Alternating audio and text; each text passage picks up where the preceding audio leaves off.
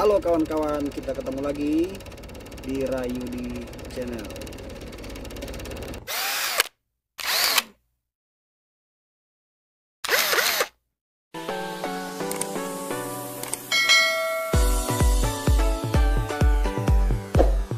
Jangan lupa like, komen, subscribe. Halo kawan-kawan, kita ketemu lagi di channel otomotif dan juga elektronik rumah tangga di Rayudi Channel. Nah teman-teman, di kesempatan kali ini saya kembali lagi mau mengulas seputar Suzuki Karimun kotak. Nah ini nih mobilnya ya.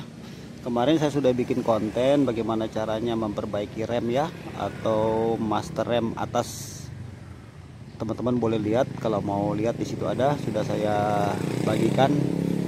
Nah di kesempatan kali ini saya kembali mau mengulas seputar bagaimana caranya kita mengetahui ya kopling kita masih bagus atau enggak, sekaligus kita bagaimana caranya untuk menyetel kopling dan bagaimana cara kita berkendara supaya koplingnya awet ya, alias tidak cepat rusak.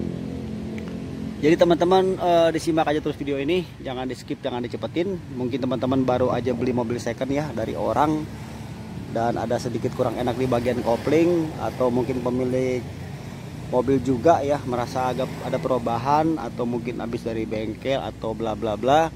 Nah teman-teman terus simak dan saya akan langsung mengulasnya. Oke teman-teman, jangan lupa di subscribe dulu ya, di subscribe channel ini teman-teman.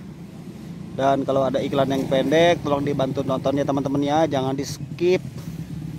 Dengan demikian teman-teman sudah ikut berpartisipasi untuk perkembangan channel ini, dan saya ucapkan banyak-banyak terima kasih. Semoga teman-teman diberikan selalu kesehatan, sesehat-sehatnya, diberikan selalu kelancaran dalam segala rezekinya, amin amin amin. Oke, langsung kita mulai aja teman-teman ya. Sekarang saya akan memperlihatkan dulu posisi di mana koplingnya ya. Saya akan kasih lihat dulu teman-teman, disimak baik-baik ya. Nah teman-teman, di sini saya langsung ke pedal ya. Nah di sini ada pedal ya. Ini ada pedal gas, pedal rem, sama pedal kopling ya. Nah jadi kalau teman-teman misalnya baru dapat beli mobil second gitu misalnya, atau pinjam dari teman tuh dari mana ya, ini sebagai informasi supaya teman-teman paham ya. Ini di handle ini ya, kopling ini nggak boleh terlalu tinggi. Maksudnya gini, jadi ini harus ada space ya, harus ada space itu maksudnya gini nih, harus ada spasinya ya teman-teman, perhatikan ya. Jadi harus ada jeda, ada spasi ya, ada spasi gini. Nah paham ya. Nah jadi kalau misalnya nanti ini nggak ada spasi, nggak ada space gitu ya, begitu kita injak dikit aja udah langsung ngopling.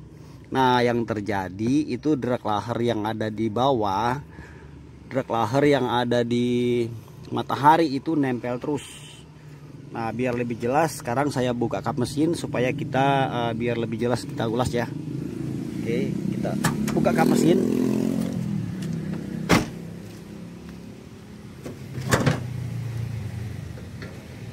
Nah ini sekarang saya sudah ada di bagian mesin ya. Nah jadi sebelum saya masuk ke situ saya jelaskan terlebih dahulu ya. Nah jadi kalau mobil Karimun ya, Suzuki Karimun ini kan mesinnya ini melintang. Nah ini mesin yang sebelah sini, ini transmisi sebelah sini, gearbox ya, atau persneling. Ini dua bagian yang terpisah ya dong. Ini bisa diturunin. Kalau namanya turun kopling itu berarti persneling ini harus kita bongkar, harus kita turunin. Ada baut jepitan nih kayak gini nih. Nah ini satu, ini baut 17 ya, ini keliling semua ya. Itu baut dinamo starter yang sana, ini keliling. Nah letak si kopling itu adanya di dalam sini ya, dalam sini. Oleh sebab itu dihubungkan menggunakan tuas. Coba saya dari bawah ya, dari bawah saya ngolong nih, aduh susah juga ya. Oh, kayaknya teman-teman nggak gitu kelihatan kalau dari bawah nih, nggak begitu kelihatan banget ya. Nah ini sih sepintas talinya sih kelihatan ya. Nah ini talinya. Nah ini talinya nih.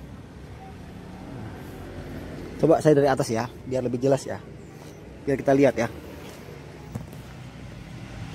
Ini kalau teman-teman bisa lihat, ini dari ruang mesin ya, talinya ini. Nih, sekalian saya jelasin ya. Jadi kalau misalnya nanti pada saat diinjak ada bunyi greg greg greg greg greg atau kurang nyaman gitu, mulai keras. Nah, bisa jadi juga karena talinya minta diganti. Ini kan seret nih, seret. Teman-teman pernah tahu tali gas motor nggak? Kalau kita gas itu kan nggak enak tuh. Suka ada greg-gregnya. Nah, sama. Ini juga dalamnya ada talinya ya, ada kabelnya. Nah, mungkin karena seiring waktu berjalan, lamanya mobil ini tidak pernah diganti, maka terjadi kotor yang masuk ke dalam. Nah, jadi sekali lagi mobil karbon kotak ini tidak menggunakan master kopling untuk sistem koplingnya, tapi menggunakan tali kopling. Ini ya. Nah, kalau yang menggunakan tali kopling, biasanya kalau putus ya sudah. Kalau kita nggak malas cek ya, malas udah keras kita malas gitu perbaiki, bisa putus ya teman-teman ya. Ya jangan itu ya teman-teman ya. Kalau sudah menunjukkan agak greg-greg gitu ya, udah mulai nggak enak di kaki, sebaiknya diganti baru atau dibuka dikasih oli. Cara itu bisa pakai minyak rem ya, kita bisa atau pakai minyak power steering. Oke, kita lanjut untuk setelannya. Nah coba teman-teman lihat ya. Jadi kalau dari depan mobil ini kan aki ya. Kalau depan mobil aki kan adanya sebelah kanan, ya dong. Terus ada selang radiator yang ngetas. Nah kita turun ke sini kita lihat. Nah ini kan udah transmisi nih, gearbox yang ini ya. Nah terus itu setelannya yang bawah tuh yang kelihatan tuh. Nih teman-teman bisa lihat nggak? Nah ini setelannya nih. Nih saya zoom ya. Coba saya zoom.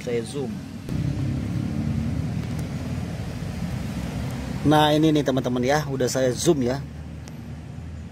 Nah ini dia setelannya ada di sini kawan-kawan nih. Jadi teman-teman harus agak ngolong ya di sebelah kanan kalau dari depan mobil. Nah jadi ini untuk setelannya ini. Nah ini harus ada space ya, harus ada spasi. Nah saya sudah jelaskan tadi kan, kalau ini nggak ada spasi nanti drag laharnya itu menekan terus. Nah teman-teman nanti kalau pengen tahu ya cara kerja drag laher, kenapa harus menekan terus dan bagaimana cara kerja kopling, teman-teman lihat di channel saya aja, udah saya buat di situ videonya supaya teman-teman bisa lebih paham ya. Nah jadi kalau kita mau menyetel ya, kita pakai kunci ini 14 sama kita butuh tang ini ya. Jadi kalau kita mau ninggiin ya, maksudnya kita mau pengen supaya mungkin agak susah masuk giginya karena terlalu rendah. Nah ini kita putar ke kanan, naikin ya pakai kunci 14, kita putar ke kanan sambil kita tahan di bagian sisi agak dalam, kita tahan menggunakan tang. Tapi harus pelan-pelan muternya teman-teman ya, jadi nggak boleh kayak mutar baut dikencengin ya. Ini karena kan setelan. Tapi kalau misalnya di dalam nggak ada spasi, di dalam misalnya space-nya nggak ada, ini harus diturunin setelannya. Nah jadi intinya gini, intinya pada saat kita nyetel ini supaya kita pikirkan supaya gampang masuk gigi. Nah makanya kita tinggiin gitu, padahal kan nggak boleh ya. Itu bisa membuat kopling itu selip dan membuat drag lahar cepat rusak karena drag lahar itu nempel terus. Sedangkan drag lahar itu hanya boleh menempel pada saat kita menginjak kopling. Saat kita menginjak kopling, drag lahar maju menekan dekrup atau matahari. Kemudian per dekrup itu akan turun. Nah plat kopling itu bebas, baru gigi bisa pindah pada saat mesin hidup. Nah apabila terjadi kesulitan masuk gigi, coba di setel dulu aja di sini, di bagian sini. Tapi perhatikan yang sudah saya jelaskan tadi ya, tidak boleh ketinggian. Nah sekarang bagaimana dengan sebaliknya? Kalau misalnya terlalu ini ya, terlalu banyak spasinya. Oke, kita ke dalam lagi ya.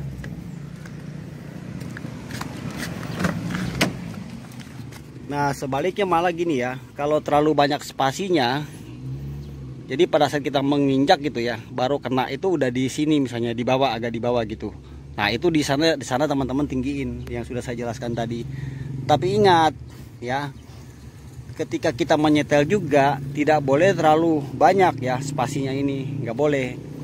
Karena kenapa? Nanti pada saat kita melepas kopling sedikit aja mobil udah maju. Nah teman-teman paham sampai sini ya. Nah teman-teman, biar lebih jelasnya sekarang langsung saya praktekin ya.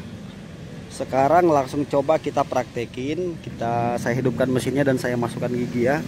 Kita akan lihat posisi kopling yang paling pas itu di mana ya. Memang sesuai selera sih, tergantung selera kita mau bagaimana, tapi ini untuk ukuran standarnya ya. Oke, langsung saya praktekkan ya. Nah, kita hidupkan mesinnya dulu. Apakah gigi sudah netral? Oh, sudah. Oke. Ya, teman-teman lihat ya. Ini saya mundurin dikit joknya. Oke, cukup. Nah, jadi gini ya teman-teman ya.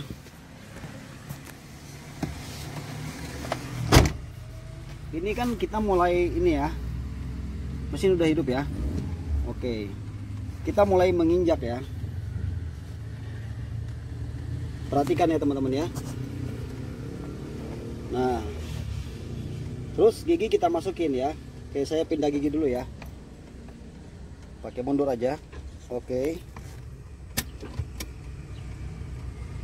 Perhatikan ya teman-teman ya. Ini kalau misalnya kita lepas sambil kita gas, perhatikan jaraknya ya. Nah, ini kan jauh banget ya. Nah, jauh tuh. Wow, baru mobilnya jalan. Nah, jadi yang ideal itu, yang pas itu kira-kira setengah aja, sedikit seperempat ya. Nah, karena kalau kejauhan itu biasanya nanti pada saat kita posisi ngantri tanjakan ya, itu agak repot di situ, atau posisi macet gitu ya teman-teman ya, agak repot. Nah, yang penting intinya jangan kayak tadi ya, jangan terlalu tinggi, jadi pada injak gini udah kena, nggak boleh ya, itu bisa cepat-cepat merusak kopling. Demikian ya teman-teman ya, sebagai contoh. Jadi untuk posisinya pas itu, yang penting gigi bisa pindah dengan baik ya, jadi tidak ada kesulitan untuk pindah gigi. Nah, gampang kan? Nah, ketika ini terlalu dekat juga, kalau ini diangkatnya terlalu dekat, jadi segini aja udah jalan, maka kita akan kesulitan pada saat pemindahan gigi. Nah, jadi mungkin itu aja yang bisa saya ulas di kesempatan kali ini teman-teman ya. Semoga video pendek ini bisa memberi manfaat buat teman-teman semuanya ya. Nanti kita akan ketemu lagi di video-video saya akan datang.